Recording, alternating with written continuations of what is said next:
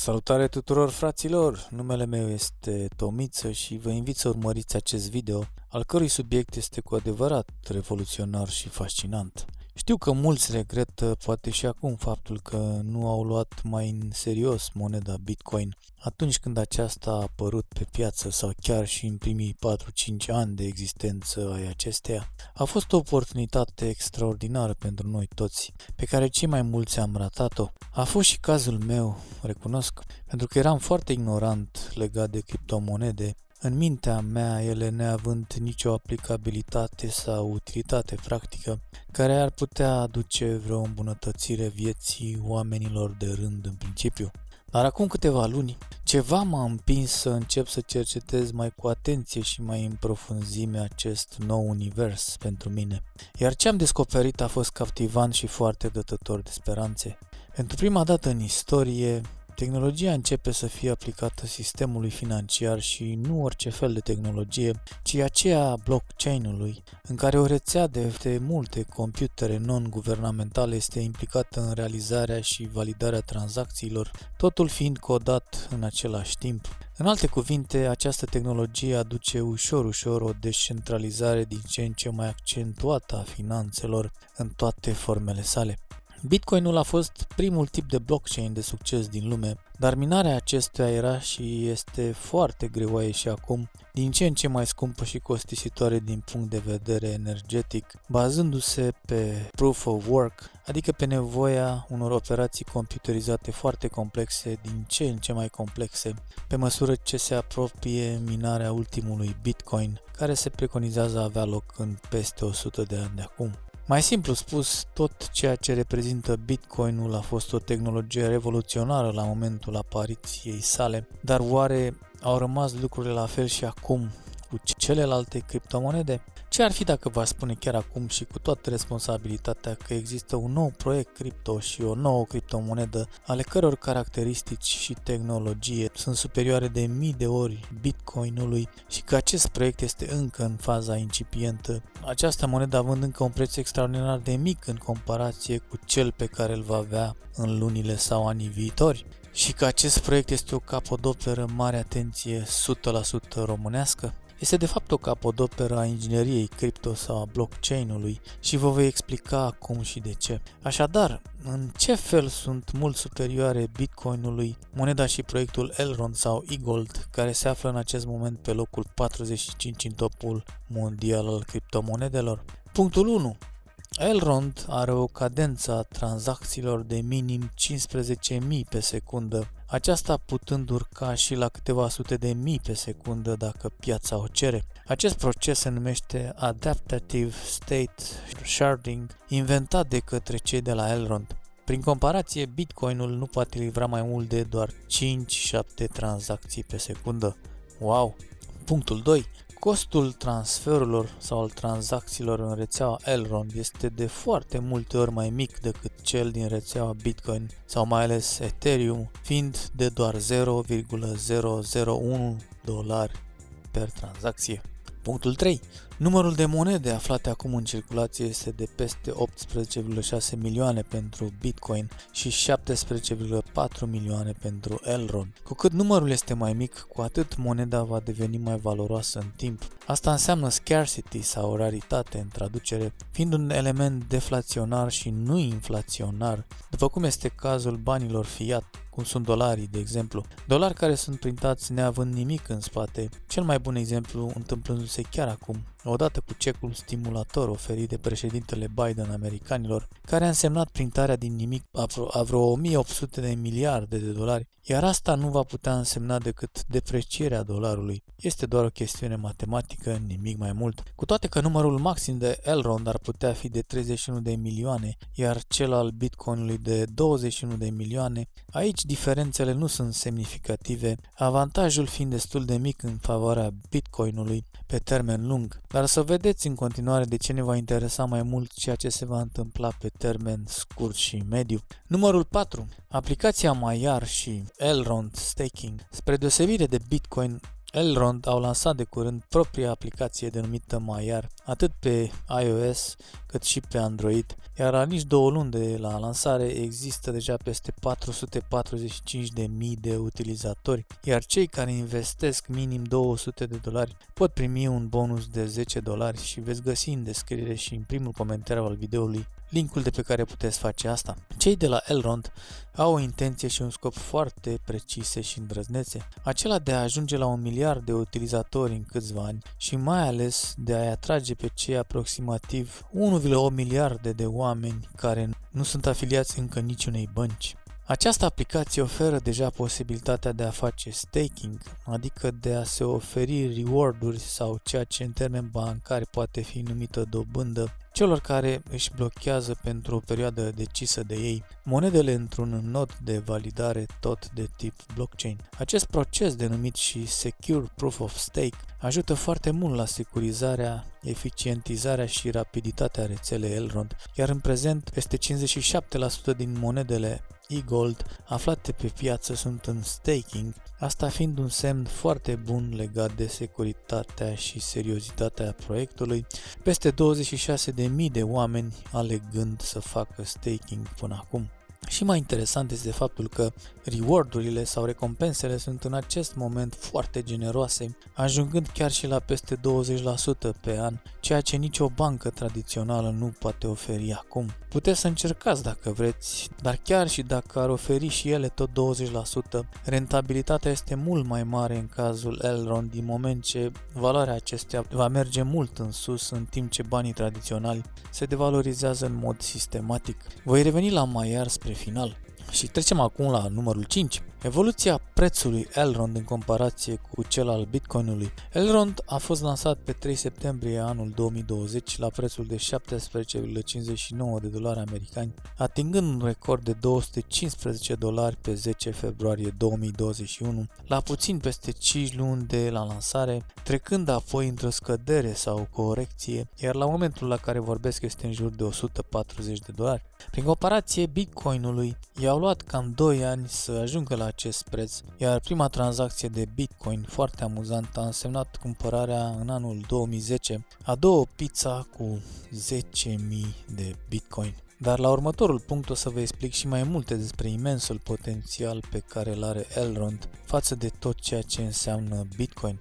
Așadar, la numărul 6 avem multiplele module sau blocuri de fundație reunite sub titulatura de DeFi, însemnând finanțele descentralizate sau bankingul autonom, în care va fi aplicată tehnologia Elrond, ca să nu mai luăm în calcul și lucrurile noi care vor apărea cu siguranță în anii ce vin. Pentru că avem o echipă de câțiva zeci de români geniali care lucrează literalmente zi și noapte și care livrează cu o frecvență și eficacitate nemai întâlnite sau cel puțin foarte rar întâlnite în lumea cripto. Va fi adăugat un nou modul din 2 în 2 luni cu aproximație. Modulul 1 este reprezentat de stablecoin sau monedele stabile. Stablecoin-urile sunt tokenuri sau jetoane electronice a căror valoare este legată de cea a unei monede tradiționale, cum ar fi dolarul sau leul românesc, de exemplu. În alte cuvinte, moneda tradițională pe hârtie, transformată într-o monedă digitală.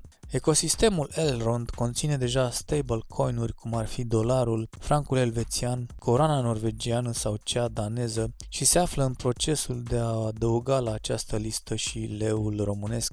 Acest modul urmează a fi disponibil în Maiar de pe data de 9 aprilie. Modulul 2 va aduce standardul NFT. NFT-urile înseamnă tokenurile non-fungibile și reprezintă cea mai pură reprezentare digitală a proprietății, a operelor de artă, a obiectelor de colecție, a articolelor de gaming care sunt unice. Un NFT va fi unic și nu va putea fi falsificat niciodată, fiind protejat de tehnologia blockchain. Este un domeniu cu un potențial fantastic, iar noi avem deja un artist român foarte cunoscut în persoana Deliei Matache, care și-a lansat prima melodie, Racheta, în format NFT. Un alt exemplu este transformarea în NFT a primului tweet trimis, pe care fondatorul Twitter-ului l-a vândut pentru 2,9 milioane de dolari, iar prietena lui Elon Musk a vândut deja NFT-uri în valoare de zeci de milioane de dolari. Aceste NFT-uri încep să fie din ce în ce mai populare și în sport, fiind deja o realitate în basketul american, adică în NBA. Aproape tot ce are valoare poate sau va putea fi tokenizat și transformat în NFT. Potențialul aici este uriaș, iar Elrond va oferi prin Maiar, după încă 2 luni, un standard nativ NFT pentru a-și valorifica debitul și viteza, făcând aceste caracteristici utilizabile la scara internetului de mare viteză. Standardul Elrond NFT va avea de asemenea un onorariu de redevență încorporat, adică îi va plăti pe cei care sunt activi și investesc în acest modul. Încă un wow! Și trecem la modulul numărul 3, Launchpad-ul. După încă 2 luni va fi lansat acest modul care va permite noilor proiecte cripto să aducă cele mai inovative și creative idei către piață, acestea urmând a primi sponsorizare și a-și face lansarea direct în ecosistemul Elrond. Avantajele tehnice ale rețelei principale Elrond și proprietățile unice ale jetoanelor eGold,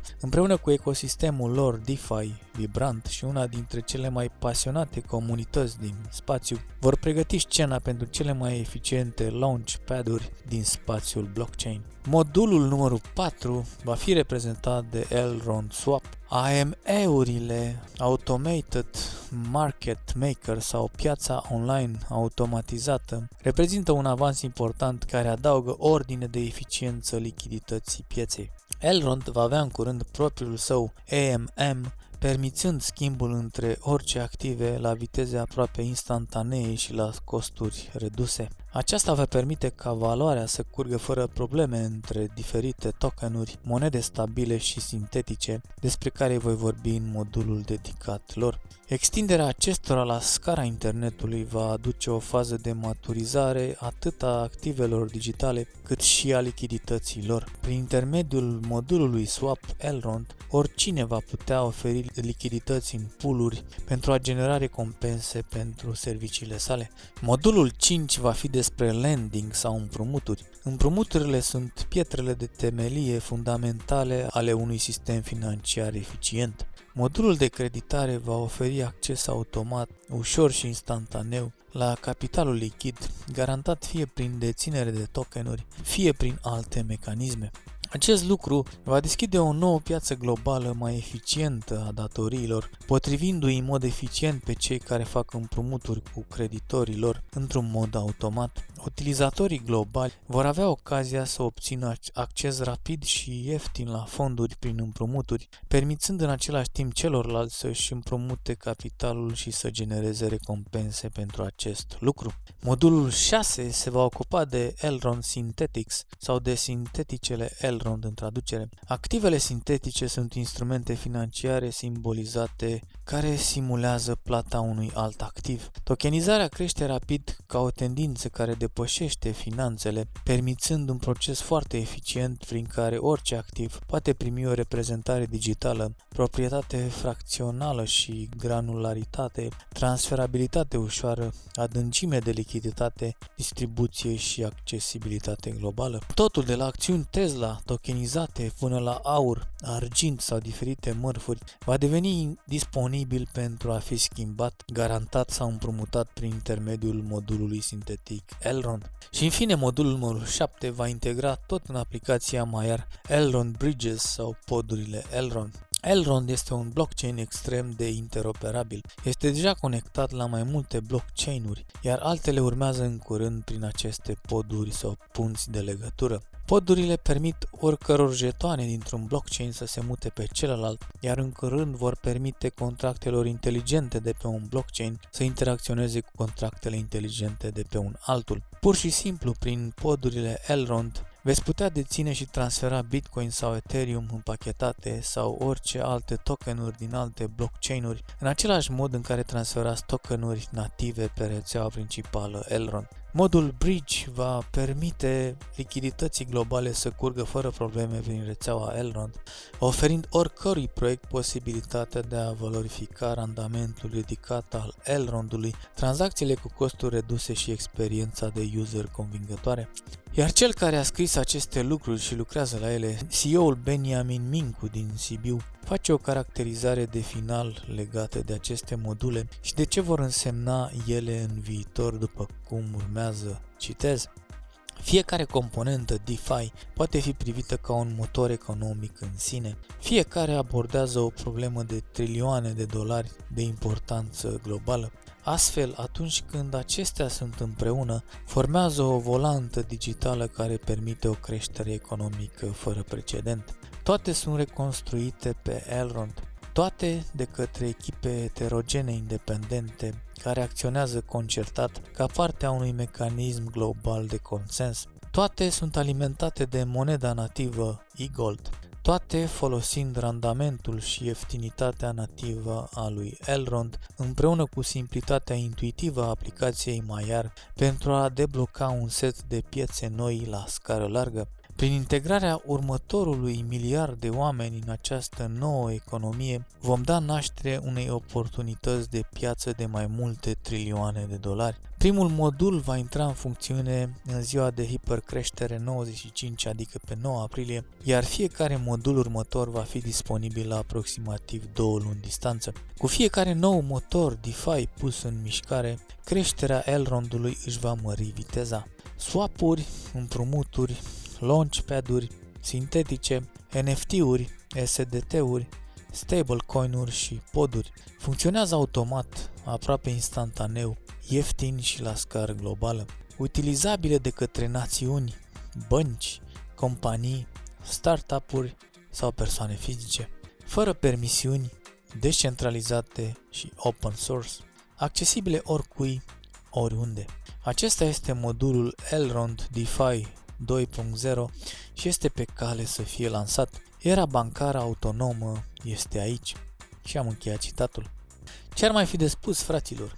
În comparație cu Bitcoin, ceea ce oferă deja Elrond este cu mult superior, ca să nu mai vorbesc despre ceea ce va oferi în următoarele 12 luni, atunci când toate modulele vor fi operaționale și accesibile tuturor celor care au un smartphone și au instalat aplicația Maiar, care, fiți foarte atenți, va avea disponibil și un card atașat în maxim 6 luni din acest moment, card care pur și simplu ne va elibera aproape total de nevoia de a mai avea un cont și un card bancar. Deja de la 1 martie, Elrond au semnat și un contract de colaborare cu Netopia, cunoscutul provider de plăți digitale din România, oamenii putând acum face plăți online direct cu Elrondul pe care îl dețin la peste 30.000 de comercianți, cum ar fi de exemplu Tarom, Carrefour sau Selgros. Dar lansarea cardului Maiar va fi probabil cel mai important moment al anului 2021.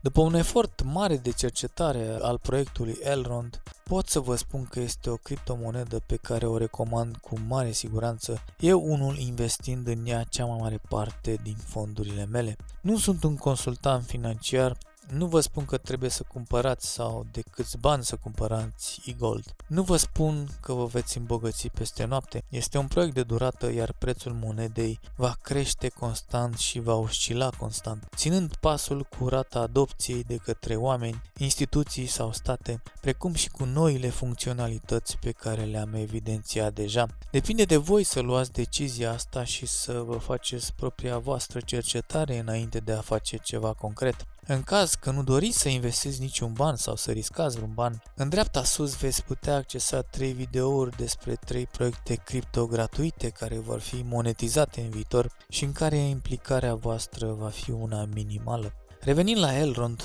tot ce pot spune acum este că prețul actual este unul foarte mic în comparație cu ceea ce livrează acesta. Dacă ar fi să ne uităm la prețul Bitcoinului, care este doar un store of value sau un depozitator de valoare, Elrondul fiind și asta, dar și foarte multe altele. Motivul prețului încă scăzut al e-goldului stă și în faptul că este un proiect lansat de foarte puțină vreme, dar din ce în ce mai mulți oameni încep să vorbească despre el și să investească în el. Unul dintre ei, BitBoy Crypto, un american care are cel mai mare canal de YouTube din lume dedicat zonei cripto, tocmai a făcut un video nou pe 25 martie în care a arătat că deține și Elrond în portofoliul său investiția sa în această monedă clasându-se pe locul 11 din multele zeci de alte monede în care a investit, ceea ce spune multe. Vă recomand acest canal precum și un nou canal al unui român foarte tânăr și tenace, Alvarez Cryptoman, care face videouri despre Elrond săptămânal, crezând și el la fel cât cred și eu în acest proiect, se pare.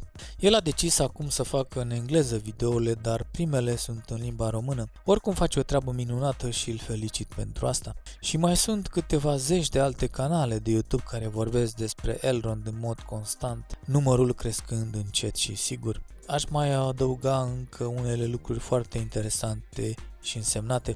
CEO-ul Elrond, Benjamin Mincu, pe lângă faptul că a dat interviuri CNN-ului și a apărut deja ca invitat în podcasturile lui George Bugnici sau Andy Moisescu, pe care vă invit să le urmăriți cu atenție dacă aveți timp. Pe lângă toate acestea, Benjamin a fost invitat în mod oficial de către primarul orașului Miami, Francis Suarez, în propriul său birou, iar cei doi se pare că sunt în discuții legate de tokenizarea întregului oraș Miami, folosind infrastructura Elrond, iar dacă se va întâmpla asta, va fi ceva cu adevărat special, care va porni multe alte lucruri. Benjamin a dezvăluit de curând că este foarte probabil ca Elrond să-și deschidă în luna aprilie al doilea lor birou oficial chiar în Miami, pe lângă cel de bază din Sibiu. Încă un lucru extraordinar într-adevăr. De asemenea, se aude că cei de la Elrond sunt în tratative și discuții cu Banca Națională a României, care este interesată în a transforma leul românesc într-un stablecoin. Mai sunt atât de multe lucruri care dau valoare și utilitate proiectului Elrond, dar mă voi cam opri aici, urmând să mai fac și alte materiale despre asta în viitor, cu siguranță. Încă o dată, pentru cei care decid să investească în Elrond și să-și instaleze aplicația Maiar, puteți primi un bonus de $10 dacă achiziționați e-gold în valoare de $200, folosind linkul de descriere și din primul comentariu al acestui video. La final, pentru cei care nu știu, în momentul de față doar 100 de milioane de oameni sunt implicați în fenomenul cripto, care însumează câteva mii de monede. Iar trendul este clar, având în vedere că Bitcoinul începe să fie adoptat de către marile companii și instituții, după cum ar fi MicroStrategy sau Tesla, deținută de Elon Musk, sau chiar de către unele bănci, fiți atenți, după cum ar fi Goldman Sachs sau JP Morgan. Este foarte special ce se întâmplă chiar acum și toate acestea validează automat blockchain-ul și finanțele cripto în general. Asta înseamnă o recunoaștere instituțională a valorii tehnologiei blockchain, care duce automat către creșterea acestei valori în general. În alte cuvinte, a investi în cripto devine acum un pariu din ce în ce mai sigur. Vă mulțumesc mult pentru atenție, sper că ați găsit util acest video și vă aștept în secțiunea de comentarii dacă aveți unele întrebări sau nelămuriri pe care voi încerca să le clarific în limita posibilităților. V-am pupat pe toți!